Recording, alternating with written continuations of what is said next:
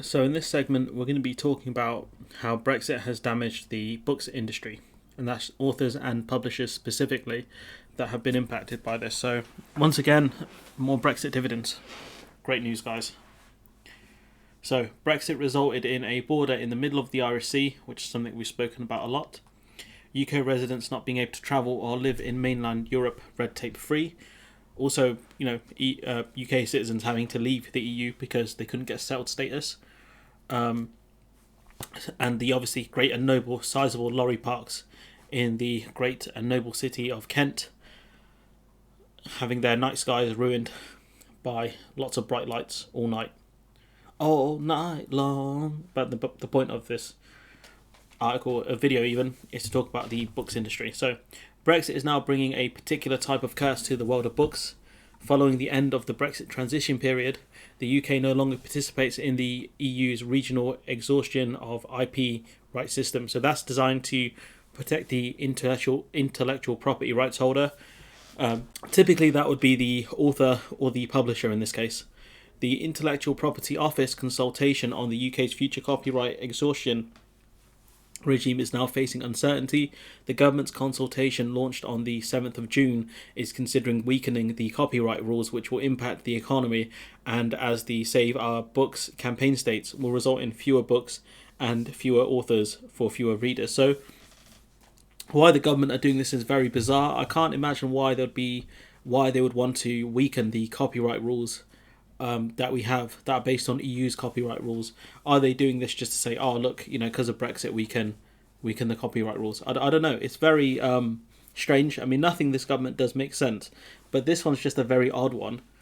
It was like when they were going to get rid of the steel tariffs. It's like, are you guys insane?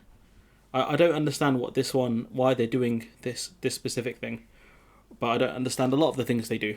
But yeah, a fundamental way in which authors can earn money from their books is through copyright fees charged on them. For most UK authors, this income is from UK sales, so most UK authors make their money from sales made here. Because authors hold the copyright of their books, this allows them to set a price for their books sold in international markets. So I thought that was down to the publisher, but no, it's down to the actual author. These are priced appropriately for international markets. These could be markets where salaries are lower, for example.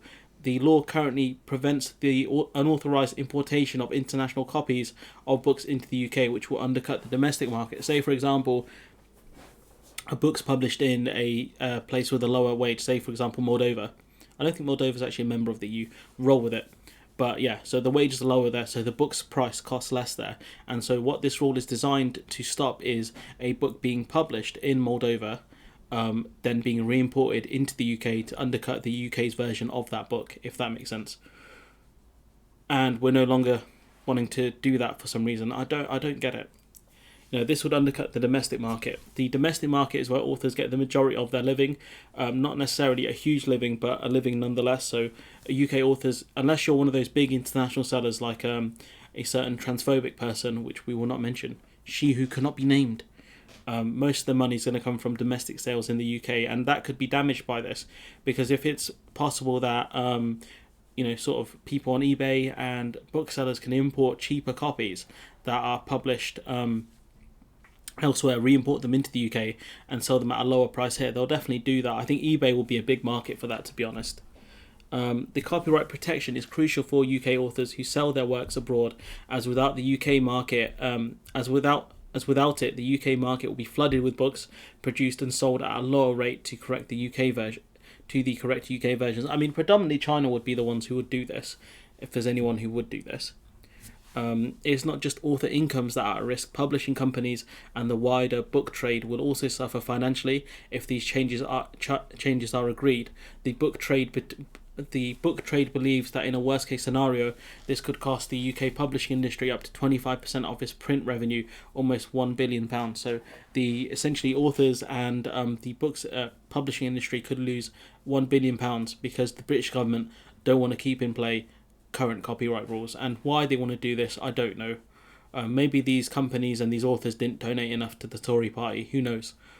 But if it does happen, it will impact kind of the industry for authors. They're going to publish a lot less books, or they might get them published in the EU and sold in the EU more rather than in the UK because of this copyright rule.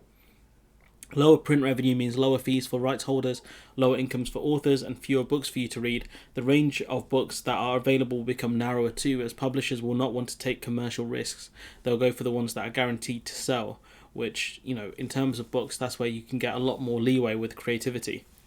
Nicholas Solomon, chief executive of the Society of Authors, said that will affect opportunities for established and mid-list authors, as well as prospects for new and aspiring writers in a world less diversity across all genres and writing professions, from non-fiction to fiction and translation to illustration. We might see more ebooks produced to kind of circumvent this, where authors can directly sell it online or go through an online publisher, which will set a fixed price, which could make it easier. They'll do region locking, so if you're from a certain region, you'll pay a certain price. That could happen. But in terms of print, for sort of printed books, this is a disaster. That will only happen if authors are able to make a decent living from their work, supported by world-leading copyright standards. And as annoying copyright can be, especially on YouTube, when it comes to books, it's very important, evidently. If the IPO consultation favours the decision to remove any copyright borders for what are called parallel imports into the UK, authors will not be able to stop copies of their book from around the world from being imported and sold in the UK, thus undercutting it. It means that I can buy, say, a cheaper version of that book from anywhere in the world, essentially, on eBay, and no one can stop me. No one can stop me. The only people who would benefit are the large online retailers. Stephen Lotinger, CEO of the Publishers Association, said there is a critical moment and the biggest threat to our industry post-Brexit.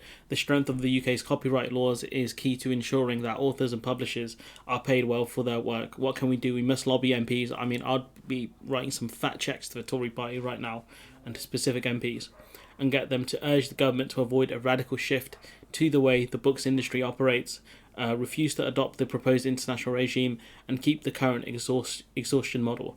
I don't know, unless someone's made some donations to the Tory party, I don't know why they would do this. It sounds it sounds plausible enough tonight, but wait until tomorrow, wait for the common sense of the morning. Well, we're not seeing any common sense from this government, said H.G. Wells in his book The Time Machine, which seems incredibly timely now. I mean, there is no common sense. We've woken up to constant disasters and nothing has changed. So, this quote here is very out of place. Let's hope whatever is left of the government's common sense prevails. Well, they don't have any. So, they don't have any common sense. So, you're not banking on them. If I were these companies, I'd be writing some fat checks right now, honestly. I would be, to the government, saying like, look, man, you don't want to do this. We'll keep the donations up if you keep these rules up. You know what I mean? But yeah, this is a disaster. Anyways, I'm gonna leave it there. Let me know what you think in the comments below. Like, comment, share, subscribe, and hopefully I'll see you in the next one.